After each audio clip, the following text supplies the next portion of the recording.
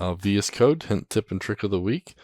And so this one here, Brad might want to roll over in his grave, but we're talking about live server. So live server is an alternative to our command box server when you're doing some less codey things.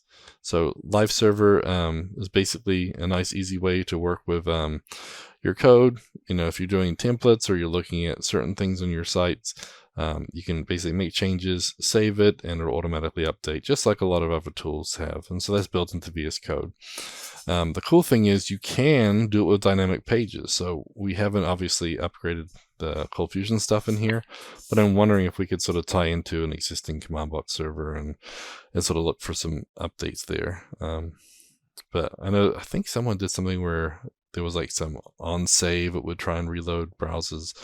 But anyway, so there is some option for that in the future. But right now it's really good if you're doing some template design or CSS stuff, or if you've got other things. A lot of times with CFML services, we get emails popping in, or if you're using the test visualizer and you need to view that in a browser for the visualizer to read your test JSON content in, it's nice to have a browser.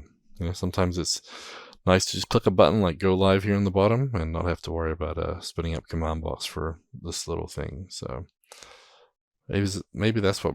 So Scott said there's a browser sync module, so maybe that's another alternative that we could sync up with the browser, and then that way when you're changing code. So that's in ForgeBox. So yep. So I think so maybe that's already there. Scott said in ForgeBox there's a browser sync that we could tie into. So pretty cool.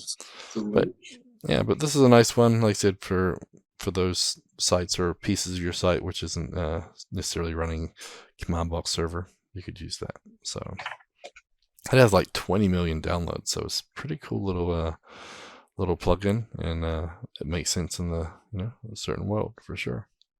I just pasted the link Scott mentioned to browser sync. I'm gonna check that out. I had used for that recently. So we're adding that to the show notes too. So again, sometimes you don't need live server. You can use command box. But for those of you who aren't using command box and this might use, meet a need or whatnot, it'd be pretty cool. So I know that using things like Quasar, they have that built in, and it's really nice to make some changes, save it, and everything reloads. So there we go. So the VSCode live server, or use browser sync with command box.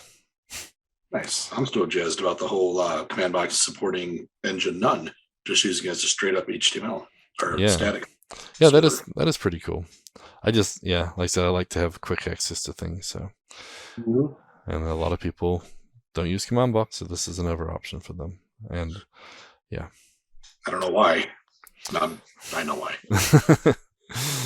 Given that time to check it out. Yep. Okay. That was our VSCode hint, tip, and trick of the week, brought to you by Modernize or Die Podcast, CFML News Edition, proudly sponsored by Order Solutions. You can see the new episodes every week on cfmlnews.modernizeordie.io or on the Order Solutions YouTube channel.